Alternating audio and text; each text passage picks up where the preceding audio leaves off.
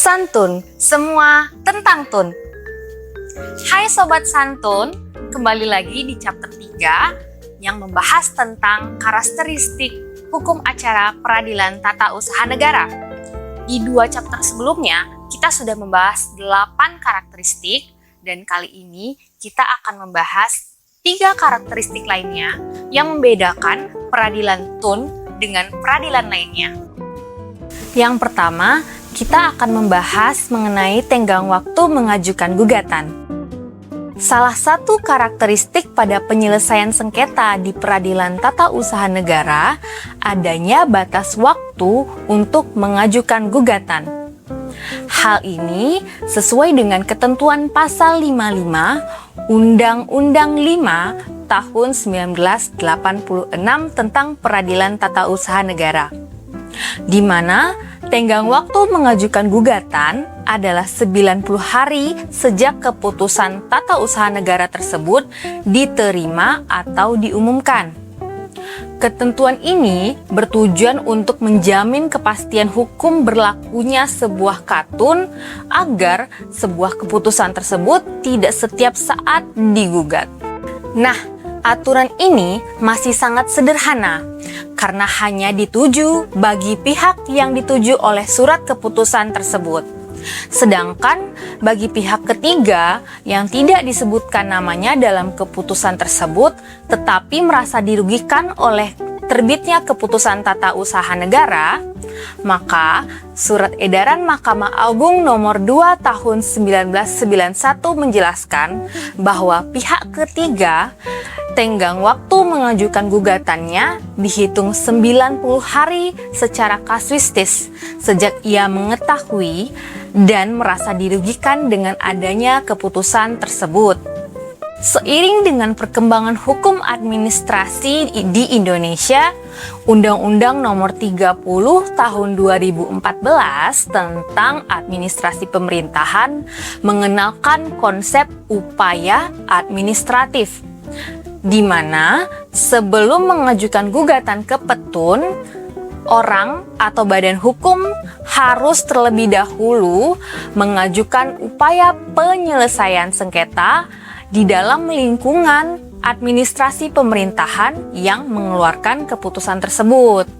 Hal ini menyebabkan ketentuan mengenai tenggang waktu juga berkembang, di mana Mahkamah Agung melalui Peraturan Mahkamah Agung Nomor 6 Tahun 2018 mengatur bahwa 90 hari kerja sejak diterima atau diumumkannya hasil upaya administratif atau sejak terlewatinya batas waktu penyelesaian upaya administratif jika tidak mendapat jawaban dari pejabat yang menyelesaikannya, maka upaya administratif ditempuh sesuai dengan jangka waktu yang ditentukan dalam peraturan dasarnya sesuai dengan pasal 77 dan 78 Undang-Undang Administrasi Pemerintahan.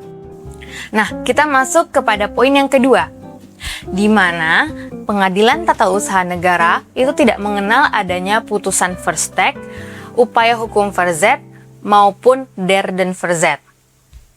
Dalam hukum acara peradilan tata usaha negara, tidak dikenal adanya putusan Verstek atau putusan tanpa hadirnya tergugat. Karena kedudukan tergugat atau dalam hal ini adalah pejabat atau badan tata usaha negara itu dianggap selalu dapat diketahui dan wajib hadir sesuai dengan pasal 72 Undang-Undang Nomor 5 Tahun 1986 tentang Peradilan Tata Usaha Negara.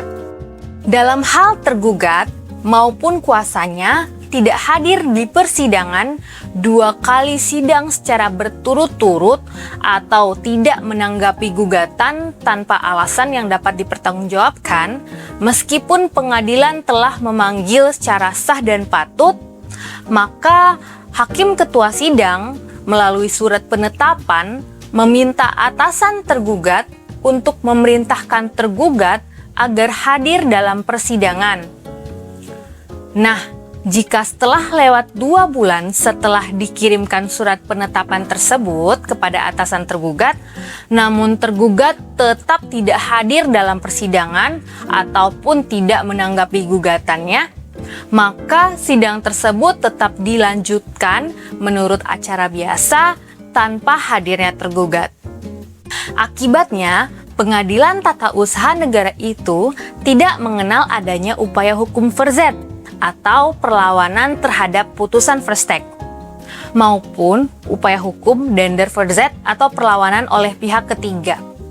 Adapun perlindungan hukum bagi pihak ketiga telah diatur dalam pasal 83 dan penjelasannya Undang-Undang Nomor 5 Tahun 1986 tentang Peradilan Tata Usaha Negara, yang mana hal ini nanti akan dibahas secara lebih komprehensif lagi dalam series tersendiri pada episode santun berikutnya ya. Topik yang ketiga, kita akan membahas mengenai azas pengujian ex tunc dan ex nunc dalam Peradilan Tata Usaha Negara. Pengujian ex tunc dalam istilah Latin berarti sejak awal atau sejak itu, sedangkan ex nunc berarti sejak sekarang. Azas pengujian ex tunc bermakna bahwa pengujian yang dilakukan oleh pengadilan hanya terbatas pada fakta-fakta atau keadaan hukum pada saat keputusan tata usaha negara tersebut dikeluarkan. Adapun perubahan fakta dan keadaan hukum setelah katun tersebut terbit tidak ikut dipertimbangkan. Nah, pengujian ex tunc ini diterapkan demi kepastian suatu perbuatan yang dibuat pada waktu yang lampau. Biasanya, pengujian ex tunc ini diterapkan untuk menguji penerbitan keputusan tata usaha negara, yang mana outputnya nanti menentukan apakah sebuah keputusan tersebut dapat dinyatakan sah ataupun sebaliknya, atau dapat dibatalkan.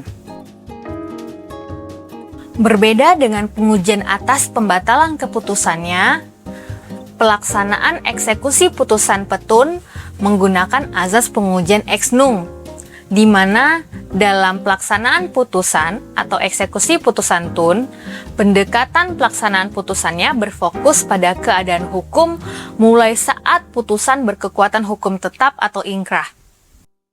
Ex nunc berfokus pada pemulihan keadaan mulai saat ini hingga ke depannya, dan seringkali diterapkan jika pemulihan keadaan semula secara total tidak lagi dimungkinkan.